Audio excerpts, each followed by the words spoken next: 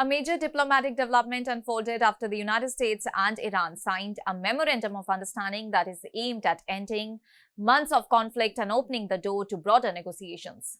But the agreement has already triggered sharp political exchanges between top leaders, as a day after the deal was signed, Iranian Supreme Leader Mojtaba Khamenei launched a strong attack on US President Donald Trump, accusing him of being desperate for an agreement and using all the kinds of leverage in order to push it through.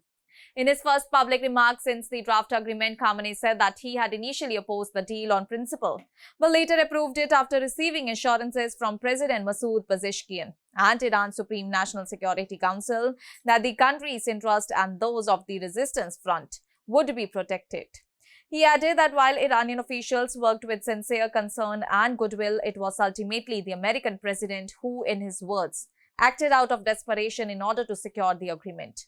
The memorandum was formally signed on June 18 by US President Donald Trump and Iranian President Masoud Pezeshkian, marking a significant attempt to end the hostilities and establish a framework for future negotiations. The agreement was initially signed by US Vice President J.D. Vance and Iranian negotiator Mohammad Ghalibaf, before being virtually endorsed by the two heads of the state, and the deal is intended to ease tensions and restore stability in the region after months of escalation that had disrupted global energy and shipping routes.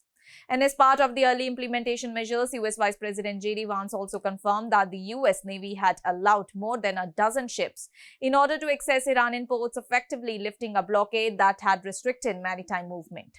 He said that oil shipments through the Strait of Hormuz had resumed, with more than 12.5 million barrels passing through the waterway in a single night. J.D. Vance also described all these steps as part of Washington's commitment to the early phase of the agreement, while rejecting criticism that the deal disproportionately favored Iran. He also issued unusually direct remarks towards critics in Israel, warning against attacking what he called the United States' key remaining ally in the region. According to Vance, US President Donald Trump remains the only global leader currently sympathetic to Israel's position, and he stressed that Washington was acting to stabilize oil flows and prevent a wider economic crisis. Vance was also expected to travel to Switzerland for further talks on implementing the agreement, although no final timeline has been confirmed, and all these discussions are expected to focus on reducing Iran's stockpile of highly enriched uranium and ensuring uninterrupted maritime traffic through the Strait of Hormuz, that is one of the world's most critical energy routes. And on-the-ground maritime activity has already begun to resume, as several oil tankers have reportedly passed through the strait, following the easing of restrictions, including vessels that is operated by major international shipping companies. Shipping data indicated that both the commercial and sanctioned Iranian vessels have entered or crossed the waterway, while Iranian state media claimed that port activity has normalized. However, Iranian authorities also stated that the Strait of Hormuz remains under military supervision and that transit still requires coordination. Despite the easing of tensions, questions remain over enforcement and verification of the agreement, and the memorandum states that Iran will not develop or require nuclear weapons and calls for the dilution of its highly enriched uranium stockpile. In return, the United States has agreed to lift sanctions on Iranian oil exports and support a broader reconstruction framework reportedly valued at around $300 billion, backed by regional partners. Well, the agreement also includes provisions for sanction waivers and restoration of oil trade, although it does not clearly address missile programs or regional proxy forces. US President Donald Trump, meanwhile, defended the agreement and rejected suggestions that it limits his authority.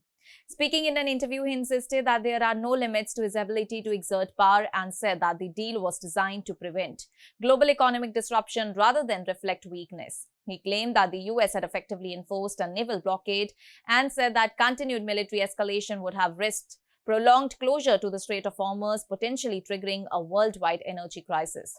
Donald Trump also argued that the agreement was not a concession but a strategic move in order to restore oil flow and avoid a broader economic collapse. He stated that continued military pressure would have led to the severe consequences for global markets and insisted that his administration had secured a favorable position through force and negotiation.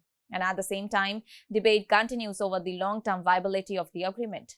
While some shipping companies have resumed operations through the Strait of Hormuz, industry observers warn that the full stabilization could take weeks or even months. Estimates suggest that the hundreds of merchant vessels may still need to exit the Gulf and alternative shipping routes lack the capacity of the main passage.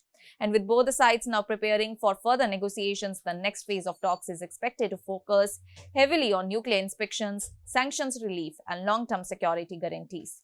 However, sharp political rhetoric from both the Washington and Tehran suggests that despite the agreement, tensions between the two nations remain deeply unresolved. That's all for now. Stay tuned to the Savera for more updates. Do like, comment, and subscribe to the channel.